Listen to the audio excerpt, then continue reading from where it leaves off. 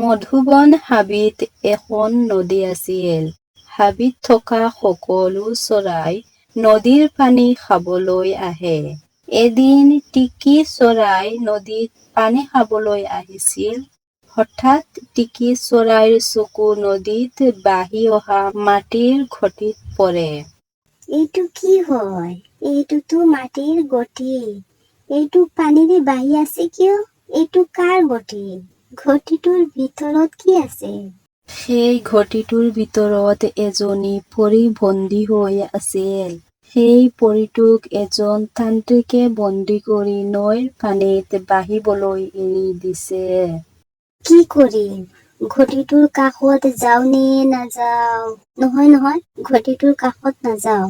ঘটিটোৰ ভিতৰত যদি ভূত থাকে আৰু যদি ভূতে মোক খাই দিয়ে, নহয়, মই ইয়াৰ পৰা পলাও।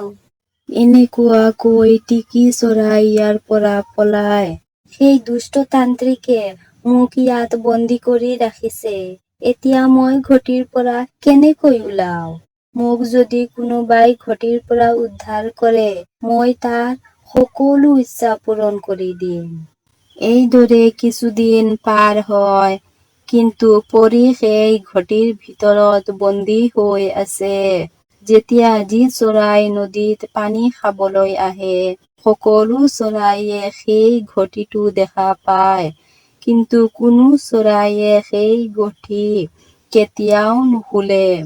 এদিন টিকি চৰাইয়ে নদীৰ পাৰত থকা আম গছত আম খাই আছিল। হঠাৎ টিকি চৰাইৰ হাতৰ পৰা এৰি এটা আম তলত সৰি পৰিল আৰু সেই আমটো গৈ পৰি থকা সেই ঘটিটোৰ ওপৰত পৰিল। আমটো পৰি ঘটিটো ভাঙি গ'ল আৰু ঘটিৰ ভিতৰৰ পৰা পৰী বাহিৰত ওলাই আহিল। হে প্ৰকৃতি, মই এইটো কি কৰিলো? ঘটিটো ভাঙি দিলো। আৰু এইটো কি? এই ঘটিটোৰ ভিতৰৰ পৰা কি ওলাইছে? ইমান ঝিকমিকাই আছে কিয়? ঘটিটোৰ ভিতৰত ভূত আছিল নেকি? এতিয়া ই ওলাই আহিছে। হে প্ৰকৃতি, মোক ৰক্ষা কৰা। টিকি চৰাইয়ে তেনেকুৱা কৈ থাকোতে পোহৰৰ আলোকৰ পৰা এটা পৰী ওলাই আহিল। টিকি চৰাইয়ে পৰীক দেখি ভয় খাই কবলৈ ধৰিলে, মোক ক্ষমা কৰা, মোৰ ভুল হৈছে। মই জনা নাছিলো যে তোমাৰ ঘটিটো ভাঙি যাব। মোৰ ভুল হৈছে। তুমি অলপ অপেক্ষা কৰা। মই এতিয়াই যাম আৰু কুমাৰৰ হতুৱাই মাটিৰ ঘটি বনোৱাই লৈ আহিম। ৰবা চৰাই, তুমি ভয় খাব নালাগে। তুমি মোৰ বাবে ঘটি আনিবলৈ যাব নালাগে। মই পৰী। মোক এজন তান্ত্ৰিকে এই ঘটিত বন্দী কৰি ৰাখিছিল।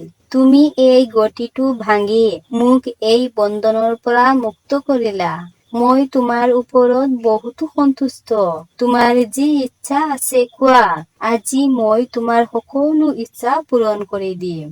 টিকি চৰাইয়ে পৰীৰ এনে ধৰণৰ কথা শুনি আচৰিত হল আৰু কবলৈ ধৰিলে, তুমিতো বহু ভাল।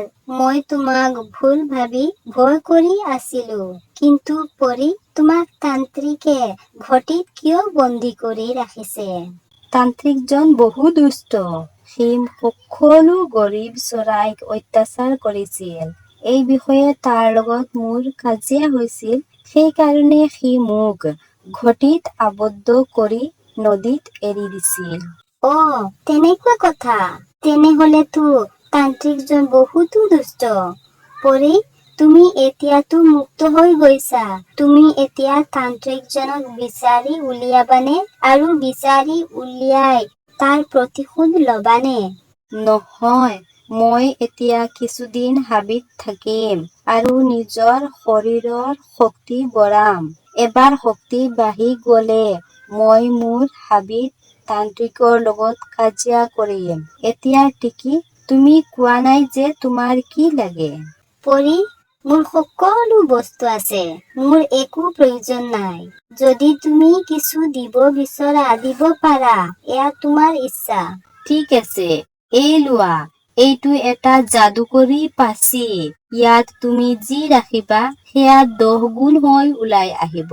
কিন্তু মনত ৰাখিবা চৰাই, তুমি বেছি লোভ নকৰিবা।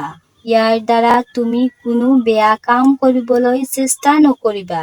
আৰু যদি কৰা তেন্তে এক কলা শক্তিয়ে তোমাক ইয়াৰ ভিতৰলৈ টানি লৈ যাব। আৰে বাবা, এইটোতো বহুত ভাল বস্তু হয়। ধন্যবাদ ধন্যবাদ পৰী। হয় চৰাই, মই গৈ আছো এতিয়া, তুমিও যোৱা। এনেকুৱা কৈ পৰী অদৃশ্য হৈ গল আৰু টিকি চৰাইও মনৰ সুখত যাদুকৰী পাচি লৈ ঘৰত উভতিল।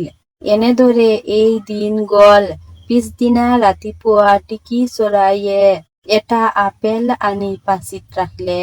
পৰীৰ কথামতে আপেল আনি ৰখাৰ লগে লগে আপেলটো 10টা আপেলত পৰিণত হল। আৰে এইটোতো আচৰিত, ভাল হৈছে। এতিয়া মোৰ আৰু ফল মূলৰ কোনো অভাৱ নহয়। এতিয়া মই ফল খাই আৰামত থাকিব পাৰিম। এতিয়া বজাৰত নি আপেলখিনি বিক্ৰী কৰি দিওঁ, ইমানখিনি আপেল নষ্ট হৈ যাব। এনেকুৱা কৈ টিকি চৰাইয়ে মোনাত আপেল লৈ গল আৰু বজাৰত গৈ সেই আপেল বিক্ৰী কৰিব ধৰিলে। টিকি, কিছু আপেল দিয়া। বহুদিন হল মই আপেল খোৱা নাই। ভোকো লাগিছে। আজি মই আপেল খাই ভোক গুচাম। হয় চিলনী, নিয়া নিয়া আৰু আনন্দিত হৈ খোৱা। এনেকুৱা কৈ টিকিয়ে চিলনীক আপেল দিলে আৰু চিলনী আনন্দিত হৈ আপেল খালে। টিকি, এই আপেলটোতো বহু মিঠা লাগিছে। তুমি এই আপেল ক'ৰ পৰা আনিছা? চিলনীয়ে এনে সোধাত টিকিয়ে সকলো কথা বিৱৰি কলে। সকলো কথা শুনি চিলনী আচৰিত হল। সঁচা নেকি? তোমাৰ ওচৰত যাদুকৰী পাচি আছে? এইটোতো আচৰিত কথা। কিন্তু টিকি, এইটো কথা মোৰ বিশ্বাস হোৱা নাই। মই কি তোমাৰ পাচিটো দেখিব পাৰিম? হয় হয় চিলনী, তুমি মোৰ এই পাচিটো দেখিব পাৰিবা। কিন্তু চিলনী, এতিয়া নহয়। এতিয়া মই আপেল বিক্ৰী কৰি আছো। পিছত মই তোমাক পাচি দেখুৱাম। হয়, ঠিকেই আছে। ইয়াৰ পিছত টিকি আপেল বিক্ৰী কৰিব ধৰিলে।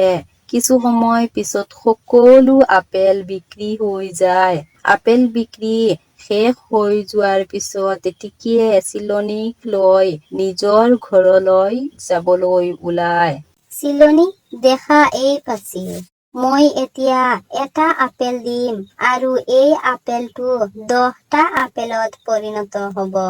হয় হয়, চাও চাও। ইয়াৰ পিছত টিকিয়ে এটা আপেল পাচিত ৰাখিলে। পাচিত আপেল ৰখাৰ লগে লগে আপেলটো আৰু 10টা আপেলত পৰিণত হয়। চিলনী এনে দৃশ্য দেখি আচৰিত হল আৰু সি মনে মনে ভাবিবলৈ ধৰিলে। আৰে, এইটোতো আচৰিত পাচি। মই যদি এই পাচিটো লৈ যাওঁ, তেন্তে মই বহু সোণ ৰূপ ৰাখিম আৰু 10 গুণা কৰি ল'ম আৰু সকলো ধনৰ 10 গুণা কৰি ল'ম। কিন্তু মই এইটো কেনেকৈ লৈ যাম? কোনো ৰকমে মই টিকি চৰাইক মাৰি দিম আৰু পিছত মই পাচিটো লৈ যাম। চিলনী, আৰে অ চিলনী, কি ভাবি আছা? নহয় নহয়, একো নহয়। তই দেখিছ এই পাচিটো কিমান চমৎকাৰী। মই পাচিটো দেখিছো আৰু এতিয়া পাচিটো মোৰ হৈ যাব। টিকিয়ে আৰু একো কোৱাৰ আগতে চিলনীয়ে টিকি চৰাইৰ ওপৰত উঠিল আৰু টিকি চৰাইক মাৰি দিলে আৰু সি সেই পাচিটো লৈ গুচি গল। যি কি নহওক, এতিয়া মই মোৰ সকলো সোণ ৰূপ 10 গুণা কৰি ল'ম। ইয়াৰ পিছত চিলনীয়ে তাৰ ওচৰত থকা সকলো গহনা পাচিত ৰাখিলে আৰু লগে লগে সকলো গহনা 10 গুণা হৈ যায়। চিলনী এই সকলো ঘটনা দেখি আচৰিত হল আৰু লোভত অন্ধ হৈ তাৰ ওচৰত থকা বাকী গহনাবোৰ আকৌ পাচিত দিলে। দুবাৰ পাচিত গহনা পৰাৰ বাবে হঠাৎ পাচিৰ পৰা কলা ধোঁৱা ওলাল আৰু চিলনীক তাৰ ভিতৰত সুমুৱাই দিলে। পৰীয়ে সকলো ঘটনা জানিব পাৰিলে। দুষ্ট লোভী চিলনী টিকি চৰাইক মাৰিলে আৰু এতিয়া নিজেও লোভত পৰি মৰিলে। হা হা হা হা।